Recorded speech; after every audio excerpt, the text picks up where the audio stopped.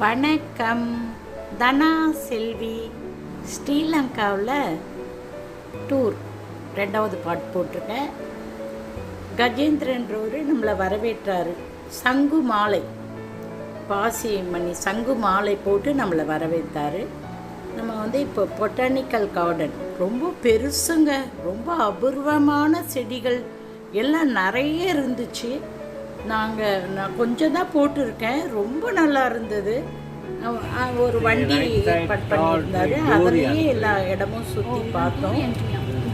நல்ல அபூர்வமான மரங்கள்லாம் இருந்தது, நல்லா இருந்தது, ரொம்ப பிடிச்சிருந்தது எனக்கு. நல்ல நிறைய சொல்கிறதுக்கே எனக்கு தெரியல.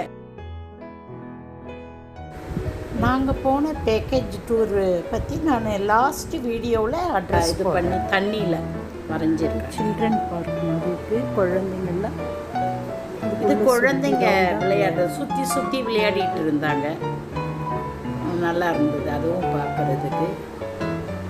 இன்னும் நிறைய 1.5 மணி நேரம் ஆச்சுங்க. நம்ம அந்த காரில் போயிட்டு சுற்றிட்டு வர்றதுக்கே 1.5 மணி நேரம் ஆச்சு. அவன் ஒரு இடமா நிறுத்தி காமிச்சிட்டு வந்தாங்க.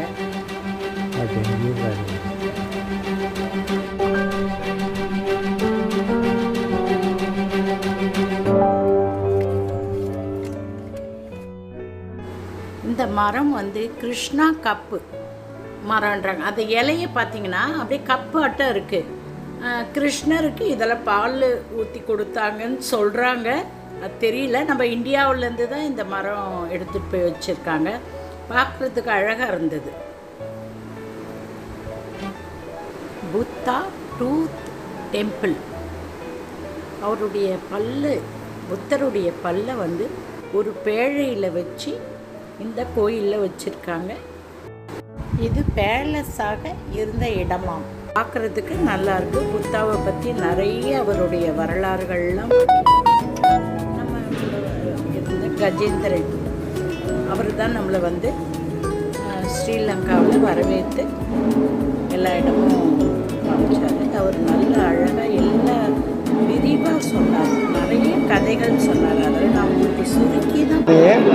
புத்தர் தாயா, அவங்களோட பேர் மகாமாயா. அவங்க கன்சீவாக இருக்கிற நேரம் தாயார் வீட்டுக்கு போகிறது வழக்கம்.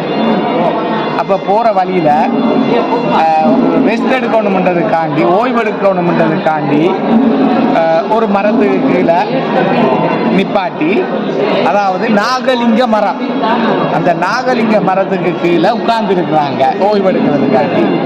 தன்னையை மறியாமல் எந்த வேதனையும் இல்லாமல் ஒரு குழந்தையை பெற்றெடுக்கிறாங்க. அவர் தான் சித்தார்த்தர். ஆனால் அந்த மரம் புனிதமான மரத்துக்குள்ள வராது. புனிதமான மரம் ரிலிகியோசா, அதாவது போதி மரம். போதி மரம் அவர் எங்க தியானம் பண்ணி ஞானம் பெற்றாரோ அதுதான் போதி மரம். அதுதான் பௌத்த மக்களுக்கு, இந்து மக்களுக்கு சரி, அது புனிதமான மரம். அதுதான் இந்த 2வது மரம். அப்புறமா சந்தன மரக்கட்டையில் வச்சு எடுத்ததால ஆமாம், காலையில் போய் அஸ்தி மட்டும் இல்லாமல் எலும்பு துண்டுகள், பல், எத்தனை பற்கள் கிடைச்சதுன்னு தெரியாது, பல்லும் கிடைச்சிருக்கு.